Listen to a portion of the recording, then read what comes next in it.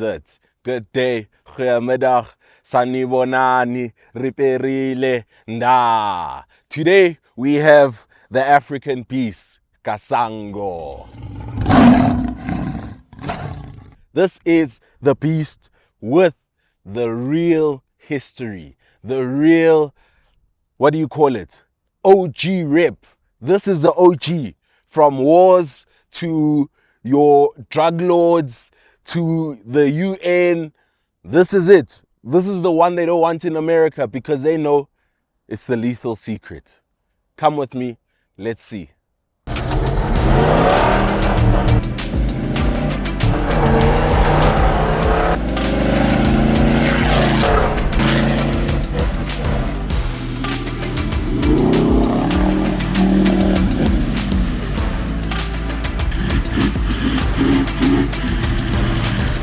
So my history with this car goes way back.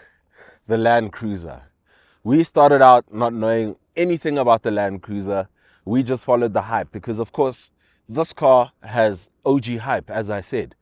So my dad got the 4.2 litre straight six. Yes, straight six.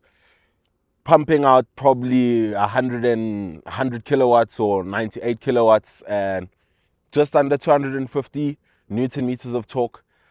That thing is a dog. Not understanding it, it was very slow on the road. After a while, we decided to put a turbo on it. Got about 120 kilowatts and about 350 Newton meters. Not a bad drive, still slows down on the hills. So that was our first experience. Not actually understanding what the car is about. Now, if you understand that 4.2, it's the 1HZ. The 1HZ is a bare bone basic diesel engine. That is the real monster.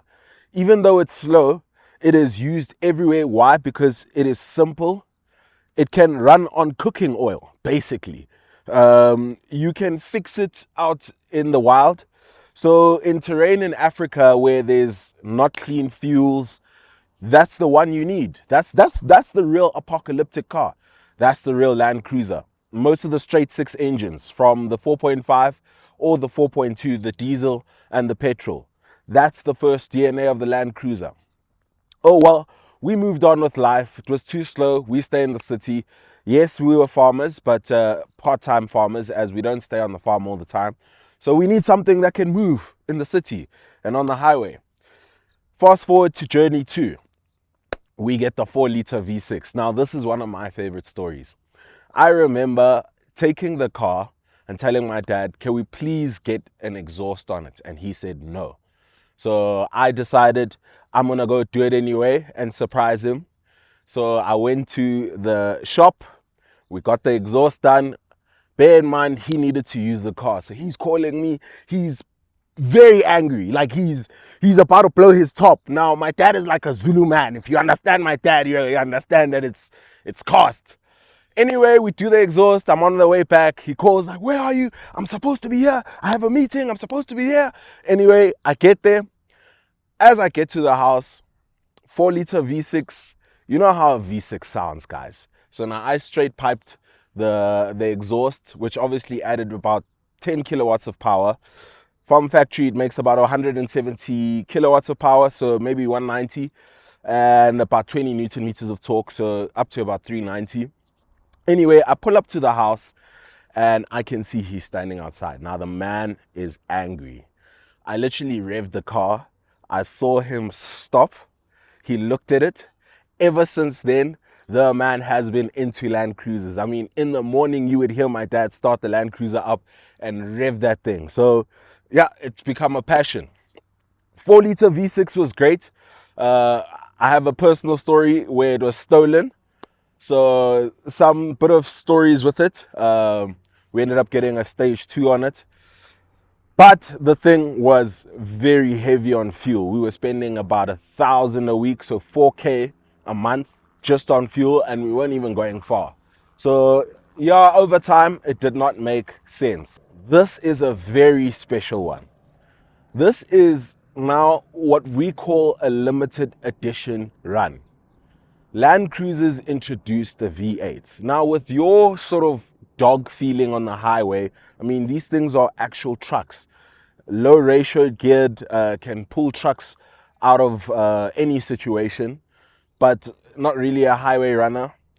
This comes in with a different appeal.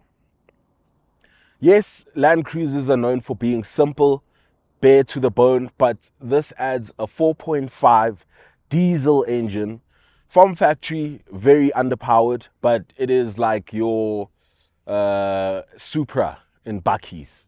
You can basically tune this thing to run M4 numbers with torque that can pull a train, like 1,000 Newton meters and up. The mods you can do on it is second and fifth gear ratios. You do change the clutch so it can handle the power. Do a stage 1, 2, 3, or 4, or 5, or whatever you want to do. Another thing, they have a tuning place in Boksburg called Novagen or Novagen. I don't know how to pronounce it, but yeah, you can get a G turbo and this can push out a lot. Now, Toyota has decided to stop selling these. Now, that's why this is golden. Where do you get a 4.5 within Africa, a 4.5 diesel engine V8 in manual? That's a rare find to come across. Does that make sense? No. I think English left me there, but we shall continue. Buying one of these has actually become an investment because they've stopped making these, and these are going to climb up in value. As we've seen, even the LC200, they're climbing up in value. Moral of the story, this is a beast. Limited time beast. And we know they've put the 2.8s in the new ones, but I mean, everyone knows that's a Hilux, and Toyota has decided to use the 2.8s in every variant, making Toyota sort of dull because all their cars are basically the same. I mean, it is economically and financially smart on Toyota's decision, but it makes it dull because all your cars have the exact same engine. Doesn't make sense. The Land Cruiser V8 diesel has become the diesel version of the 2JZ. It's extremely strong, overbuilt, and responds incredibly well to tuning. Just like the 2JZ, it can handle big power without falling apart, and there's a whole tuning culture around it.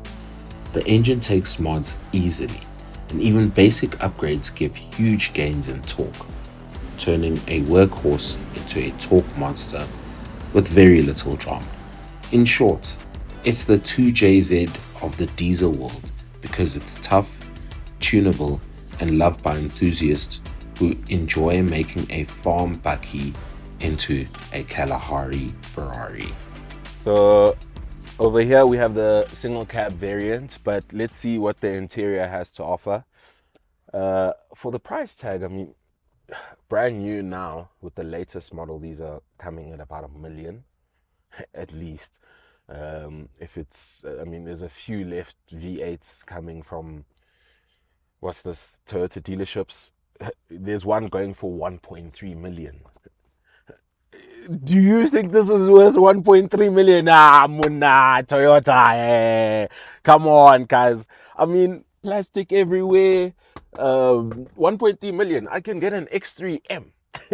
Like, you know, but it's a cult car and people are paying the price. You see these everywhere, from the mines to the farmers to people who like to use them as toys and put your camping stuff on them and travel across Africa. People are paying for this interior. Your climate controls are from the 80s. This thing needs a bit of manpower. You need to jump just to move this little stock here. Cold. Hot. On the side there, we have your radio antenna that comes up, because this is supposed to go in remote areas. So you need your radio antenna to connect to the world when you are alone in your Land Cruiser conquering the terrain. Storage wise, I mean, these are all aftermarket things. The speakers are aftermarket. That Land Cruiser sign is aftermarket. That cloth you get from probably the 70s or 80s is still coming on the Land Cruiser. That's basically what you get. The cup holder on the side there is aftermarket. So these are all things you need to spend. So I would really understandably say this is not a toy for the people whose pockets aren't really that flush. This thing comes, I mean, bare bone 1.3, and then if you want to spec it to be comfortable, you need to probably pay about 400,000 on top. That's engine, that's all your custom things here on the side, your screen and so forth. It doesn't come with the screen, so this is aftermarket, your one nav. Yeah, the speakers are these little 2 speakers here on the side, very small speakers, so that's why it has aftermarket speakers. Not a lot of storage space, as you can see, in a single cab. On paper, the Hilux seems like a better bet, but let me show you why this thing is so expensive. Come with me under the car. Hey, hey, hey, hey, hey. Okay, so follow me under this car. This is where most of your 1.3 million is going. This really, sorry, the thing is in my face. Anyway, let's continue. I'm not sure if the camera can see this, but the suspension, which is it's single axle. No, I'm gonna get it just now. But this is a suspension from a truck. Look how hard this knee ball joint type of connection is. It's not your single independent front suspension. This is a single axle, I think, suspension. But anyway, it is very tough. Look how thick all the components are. Now, this suspension can take a beating, a serious beating. Let me explain to you how tough this suspension is. Now, your towing capacity is rated at about 3.5 tons, but that's a lie. Why can we prove this? In the 1980s, this won a war. They call these technicals. This is when underfunded countries used to take guns from planes and so forth and mount them at the back. These things became quick and easy tank killers. And that's because of how its bare bones structure is designed. That is why it is loved in Africa, it is loved in the Ukraine, it is loved across the world. It was used by drug dealers.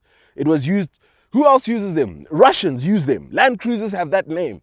Blunts and Cruisers, Blunts and Land Cruisers, something like that from Notorious B.I.G. You'll find it. The FJ40 and the Land Cruiser 79 have similar suspensions because Toyota stuck with a simple, proven design. Solid axles and leaf springs that can survive anything from rocky trails to your backyard mechanics. It worked brilliantly on the FJ40, so Toyota kept the formula for the 79. Just stronger, longer and better suited to modern engines and heavier loads. The main difference are the beefier axles, improved shocks, longer leaf springs and tougher frame on the 79. Basically, it's the same idea, just upgraded for the 21st century.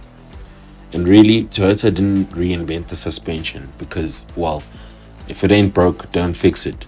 Just make it tougher and charge more for it. With that whole explanation, this car is like Simpiwe Shabalala in 2010 scoring, was it Simpiwe Shabalala? Yeah, Simpiwe Shabalala scoring the goal in 2010. This car is like Oxen Chair every time he wins us a scrum. Hey, you know, strong, steady, crouch, touch, pause, he goes, oh my head, oh. When it comes to power, the Land Cruiser 79 with the 4.5 litre V8 turbo diesel doesn't play games. Technically, it is playing games. It pushes out 151 kilowatts and a solid 430 newton meters of torque. And the best part, that torque comes in nice and low, so you don't have to rev it up like you're trying to impress someone at a taxi rank. the cruiser just gets up and goes. Honestly, the torque is so strong, it feels like the bakkie is pulling the earth towards itself.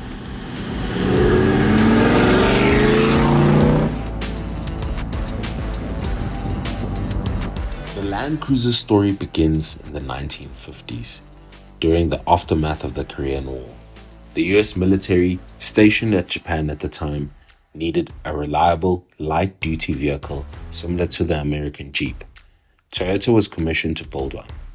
This prototype became the Toyota BJ, the earliest ancestor of the Land Cruiser.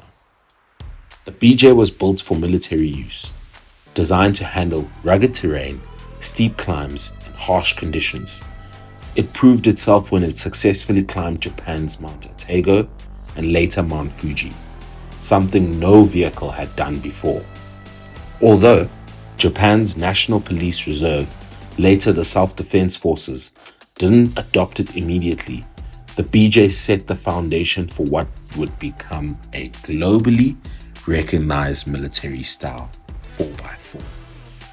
Over the following decades, especially the 40 and 70 series, the Land Cruiser was used by militaries, peacekeeping forces, farmers, mining companies, and humanitarian organizations. Its durability, simplicity, and toughness made it a favorite for war zones, rough terrain, and remote regions where failure is not an option.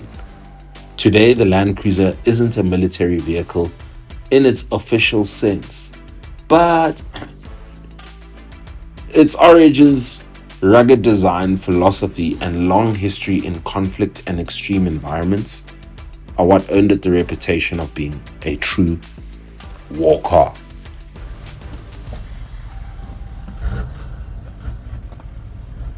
So let's go for a drive in the Land Cruiser in Kasango, the real Rambo of the bakkies. Oof, you can hear that V8, 4.5 liters under my control, a manual gearbox. Sounds like a truck actually, which gives you an idea of the American trucks. So I feel like this is the closest thing you get to an American truck before importing an American truck. And I mean by the diesel versions. Just listen to this thing. Sounds like a Power Stroke. Oh.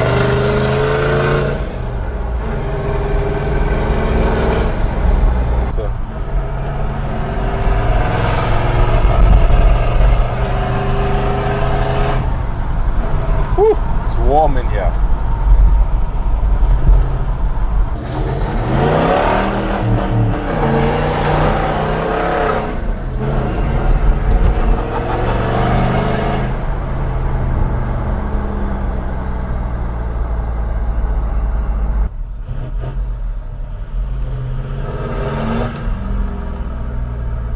Oh, you can catch that nicely. When comparing fuel consumption, I found the V8 to be actually lighter than the 4-liter V6 and the 4.2 diesel. It's funny because it's newer technology. So your common rail 4.2 is a bit more thirstier and industrial. Your 4-liter V6, being a petrol, pulling such a heavy beast, is gonna drink fuel. The V8 unloaded isn't that bad, but these are vehicles that are used as tools and normally carry a lot of weight. So commonly with a lot of weight, you normally find the V8 chowing quite a bit of petrol. But owners who buy this thing don't really look at the petrol. Definitely on my list of one of my dream cars. I would definitely daily this thing. Just feels like a man's car, like it's very brute.